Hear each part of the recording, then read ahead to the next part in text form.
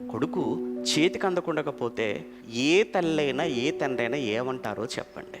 ఒరేయ్, ఎంత కష్టపడ్డావురా కడుపులో ఉన్నప్పటి నుంచి, బయటకు వచ్చిన తర్వాత ఎంత పెట్టావురా నీకోసం, ఎంత చేసావురా, ఇదంతా చేసిన దేనికోసం? నువ్వు ఒక ప్రయోజకుడు అవ్వాలనే కదా.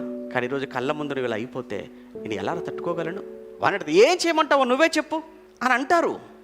ఈరోజు నిజంగానండి పిల్లలకు అసలు తల్లిదండ్రుల విలువ కానీ తల్లిదండ్రుల కష్టం కానీ నిజంగా చెప్తున్నానండి. ఏమంటే ఒకసారి తల్లిదండ్రులు మీరు కూడా ఆలోచించండి.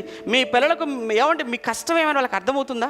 ఈరోజు తల్లిదండ్రులుగా మనం పడుతున్న కష్టం సింపుల్గా వచ్చేసి అంటారు అంతే, ఫీజు కట్టాలి అంటారంతే. ఏంటి, ఏం లేదు, అంతే, ఫీజు కట్టాలి, చూసావా వాళ్ళకి వాళ్ళు వెళ్తున్నారు, మేము వెళ్ళిపోవాలి, ఇస్తావా సస్తావా, అంతే ఈరోజు డిమాండ్.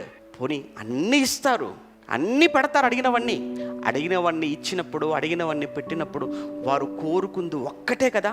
నువ్వేమో ఎన్నో పెట్టావు వాళ్ళ ముందు, వాళ్ళు నీ నుంచి కోరుకుందాలో ఒకటే, మంచిగా చదువుకోవాలి.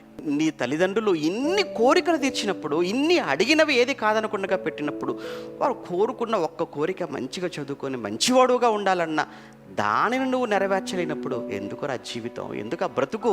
కన్నవారి కంట్లో నీళ్లకు కన్నవారిని ఏడిపించి దుఃఖపెట్టి బాధపడి వారు గుండెలు బాదుకునేలా చేసి తల ఎత్తుకోకుండా చేసి వారికి అవమానాన్ని మిగిల్చి వారే ఉరిపోసుకునేటట్టుగా చంపుకునేటట్టుగా చేస్తున్నారు అని అంటే ఈరోజున్న పిల్లలు వాళ్ళు ఏం పిల్లలండి వాళ్ళు?